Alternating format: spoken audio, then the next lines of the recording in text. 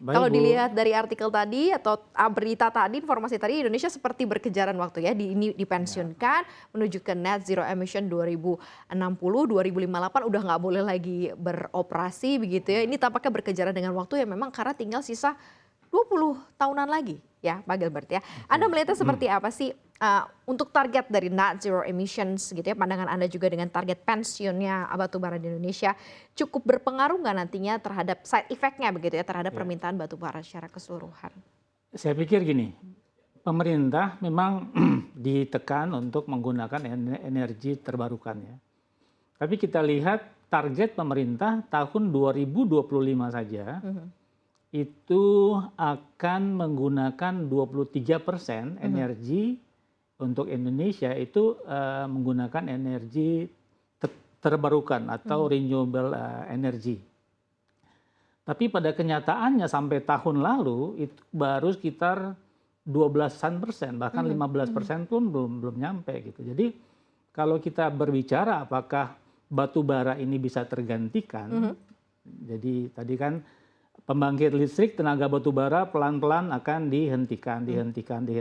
Tidak boleh ada lagi di 2030 untuk Betul, pembangunannya gitu ya. ya. Tapi kenyataannya kalau kita lihat penemuan energi terbarukan itu minim sekali gitu. Jadi sekarang kita masih ketinggalan sangat jauh. Jadi saya nggak bisa bilang optimis atau pesimis, tapi kenyataannya energi terbarukannya itu belum memenuhi target pemerintah 23% aja di tahun 2025. Betul, betul. Mungkin 15% aja pun tidak akan tercapai. Jadi bagaimanapun menurut saya batu bara masih akan menjadi primadona bahkan sampai 10-20 tahun ke depan.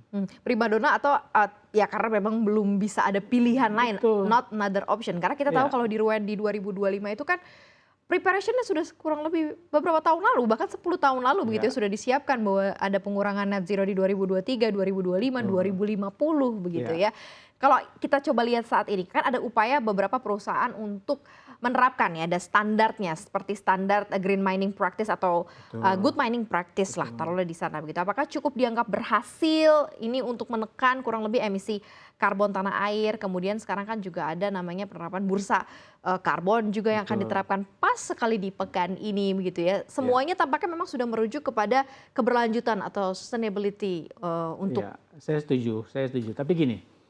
Pertama, kenapa orang tetap pakai batu bara? Karena itu yang paling murah. Kita harus lihat itu dulu. Batu bara itu masih 3-4 sen dolar per kWh. Yang lain masih di atas 5 dolar. Apalagi geothermal masih 12 sen per kWh. Kemudian tentang sustainability, di tambang kami sudah mengimplementasikan ya. Itu kita pakai konsep ESG, Environmental Social Governance. Jadi penggunaan solar kita tekan, kita melakukan efisiensi dengan pemasangan alat-alat tertentu supaya solarnya lebih hemat. Kemudian kita review lagi penggunaan pompa di tambang misalkan, apakah perlu 2 atau 3 pompa? Kenapa tidak satu pompa saja yang panjang, yang besar sehingga energinya bisa lebih hemat. Kemudian di tambang juga teman-teman sudah mulai menggunakan misalnya untuk lampu-lampu tambang tidak lagi menggunakan genset, tapi kita menggunakan tenaga matahari gitu. Tapi ya kalau tambang batu bara itu jadi masalah karena hitam kan dia, jadi itu harus dibersihkan lagi. Ada banyak cara sih. Kemudian jarak tempuh juga kita karena semakin jauh jarak tempuhnya itu solarnya semakin besar. Kalau solar semakin besar emisi gas buangnya juga semakin besar. Jadi saya pikir kita di tambang sudah mencoba untuk menerapkan itu. Kita juga diukur setiap bulan ESG kita, emisi gas buang kita berapa gitu. Apakah penggunaan solar kita semakin menurun atau tidak, semakin efisien atau tidak. Kemudian kita juga dipaksa untuk menggunakan biosolar, solar dari sawit ya. Tapi tetap ada masalah penggunaan biosolar karena energinya itu kurang besar gitu kan. Kita lihat alat-alat berat kita itu kan dia butuh dorongan gitu dorongannya, ya. ya. Nah kita campur 30% aja itu udah udah susah gitu jalannya. Kira-kira gitu, Bu Maria. Jadi kalau kita bicara sustainability di mining itu kita lakukan. Programnya namanya ESG, Environmental Social Governance. Kemudian kita di Kideko, katakanlah Kideko Jaya Agung itu sudah membeli 1 bis listrik untuk sedang diuji coba lah untuk antar jemput karyawan gitu. Kemudian kami juga didorong untuk penghematan air. Jadi sedapat mungkin jangan menggunakan air yang di dalam tanah gitu.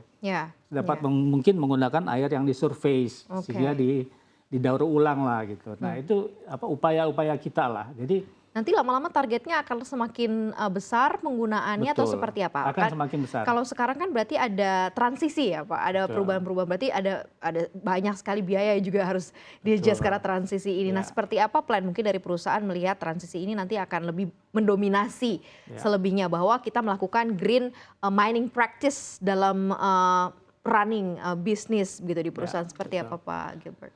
Misalnya gini, penanaman pohon di tambang juga kita terus galakkan. Gitu.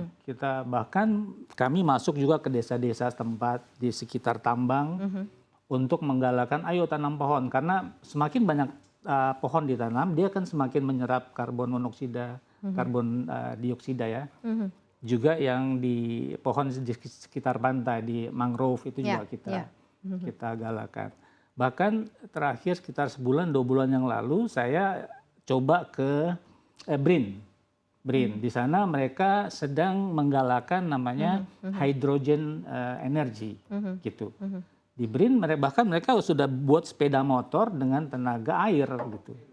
Nah, itu kita juga coba berpikir ke situ, apakah di tambang ini bisa diimplementasikan atau tidak.